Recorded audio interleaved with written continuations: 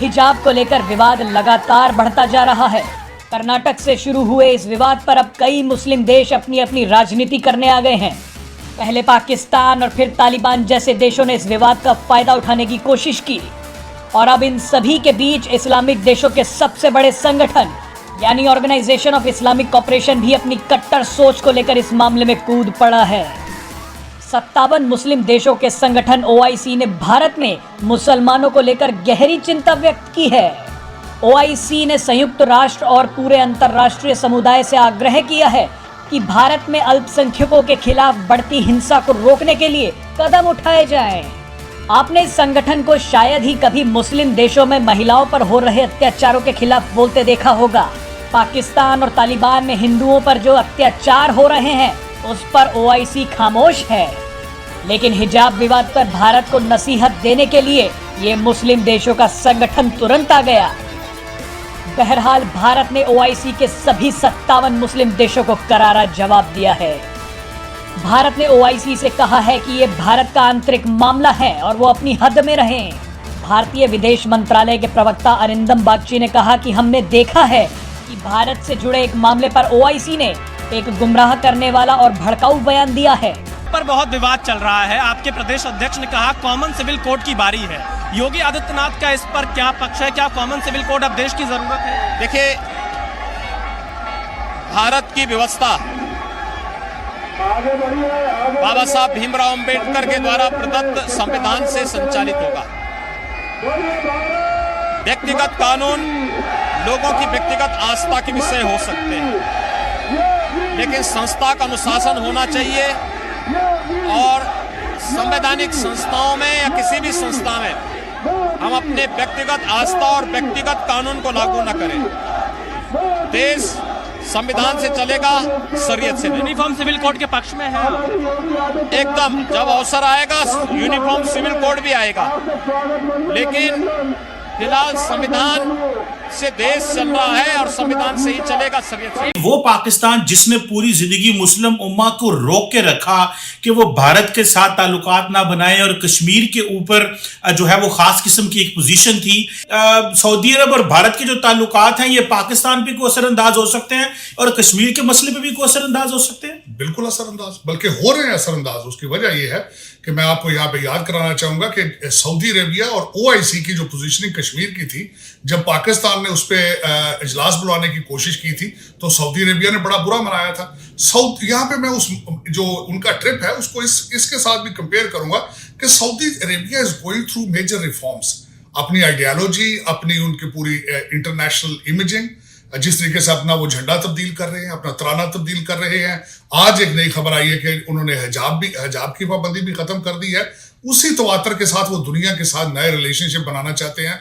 यहाँ पे ये भी मैं ऐड करूंगा कि सऊदी अरेबिया डायरेक्ट ईरान से बातें भी कर रहा है और उसकी वजूहात कुछ इस तरह की हैं कि जिस तरह आपने खुद फरमाया कि इस्लामिक कंट्रीज, एक तो वो इस्लामिक उम्मा वाला कॉन्सेप्ट जो है वो खत्म होता नजर आ रहा है। उसकी वजह यह है कि अब इस्लामिक ममालिक अपने मुआशी मफादात को मद्देनजर रखकर अपने रिलेशनशिप बना रहे हैं।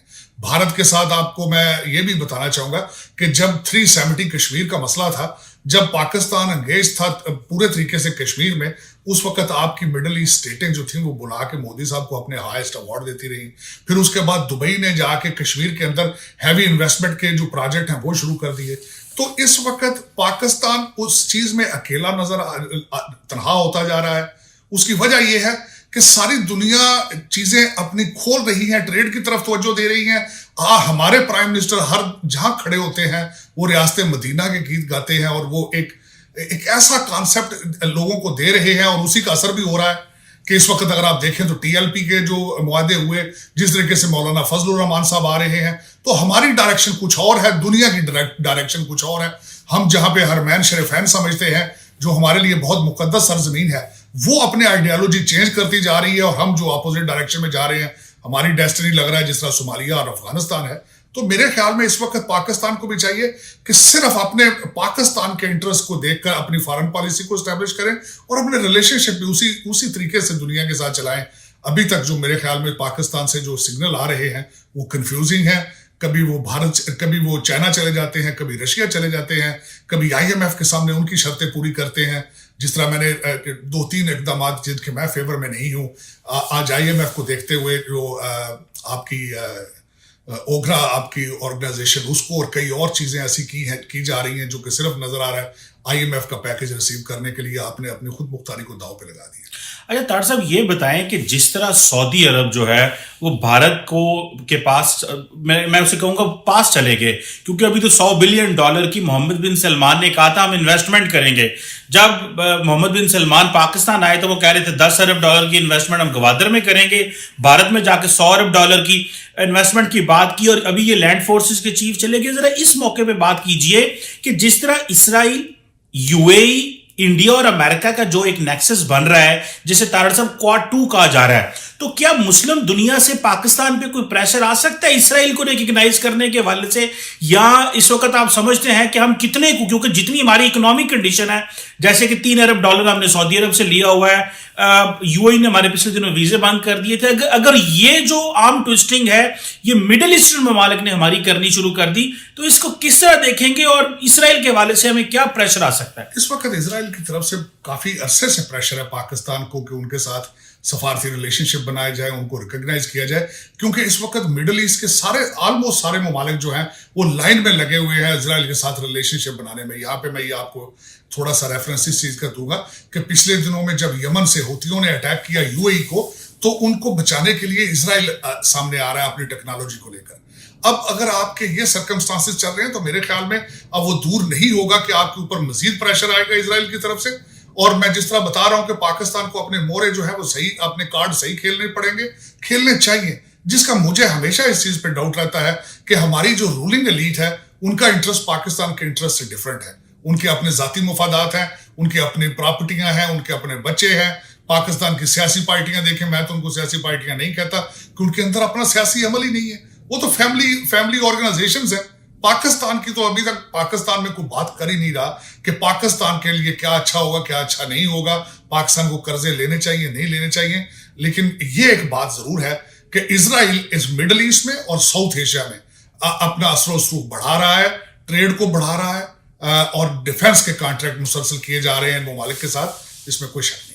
अच्छा तार साहब, एक बात बताएं, ये जो एक इम्पॉर्टेंट चीज हम देख रहे हैं कि भारत ने कुछ अरसे से अपने जो डिफेंस है उसके अंदर इंटरनली, जैसे कहते हैं ना, वो मेक इन इंडिया कॉन्सेप्ट लेके आए हैं, इसके लिए वो काफी ज्यादा पैसा लगा रहे हैं।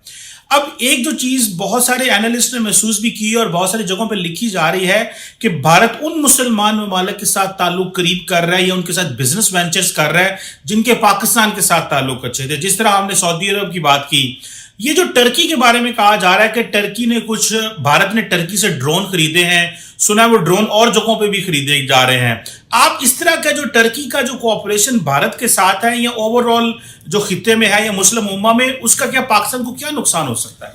देखिए, इंडिया अपने आप को डिफेंस वाइज इतना स्ट्रॉन्ग करता जा रहा है, बल्कि कर चुका है वो इस तरीके से कि वो दुनिया को सामने शायद नजर आता है कि उनका सिर्फ चाइना के खिलाफ वो अपने आप को डिफेंस करने की पोजीशन में, लेकिन इनडायरेक्टली उसका डायरेक्ट ताल्लुक पाकिस्तान के साथ भी है। क्योंकि अगर देखा जाए, मैं पिछले दिनों एक आर्टिकल पढ़ रहा था, जो रशिया से उन्होंने S-400 लिया है, उसके बारे में उनका प्लान है कि वो पाकिस्तान के बॉर्डर पे लगाए जाएंगे, पंजाब एरिया में। तो दूसरा, जिस तरीके से उन्होंने फ्रांस से राफेल खरीदे, S-400 लिया, और उसके बाद ड्रोन लिए, जो मैं बल्कि अभी एक छोटा सा रिसर्च प्रोजेक्ट कर रहा हूँ उन ड्रोन्स के बारे में, क्योंकि मुसलमान कंट्रीज के अंदर, और दूसरा टर्की की मैं समझता हूँ बहुत बड़ी अचीवमेंट है उसमें। बल्कि मैं बताना चाहूंगा कि पाकिस्तान इज स्टेइंग बिहाइंड। अच्छा, उसमें जिस तरीके से इंडिया, भारत अपने आप को स्ट्रॉन्ग करता जा रहा है, मैं यहाँ ये बताना चाहूंगा कि डिफेंस के लिहाज से जो देखा गया है, जो इंटरनेशनल कॉन्ट्रैक्ट्स जब आप पढ़ते हैं, जब आप एक टेक्नोलॉजी बाय करते हैं, तो जाहिर उन्होंने राफेल तैयारे खरीदे तो उसकी मेंटेनेंस तो इंडिया के अंदर होगी, तो वो फ्रांस ने उनको टेक्नोलॉजी उसके साथ ट्रांसफर की है। अफसोस के साथ ये मैं कहूंगा कि जब F-16 खरीदे गए थे तो साथ टेक्नोलॉजी ट्रांसफर को निगलेक्ट किया गया था, जिसकी वजह से हमारे अक्सर F-16 जो है वो ग्राउंड रहते हैं, वो फ्लाई करने के काबिल नहीं होते, क्योंकि पार्ट्स अमेरिका से जाते हैं। तो एक इस तरह के हमारे माजी में भी गलतियां की गई हैं, आज भी गलतियां की जा रही हैं, और जब तक आप नेशनलिस्ट नहीं होंगे, आप फ्यूचर में भी गलतियां करते रहेंगे।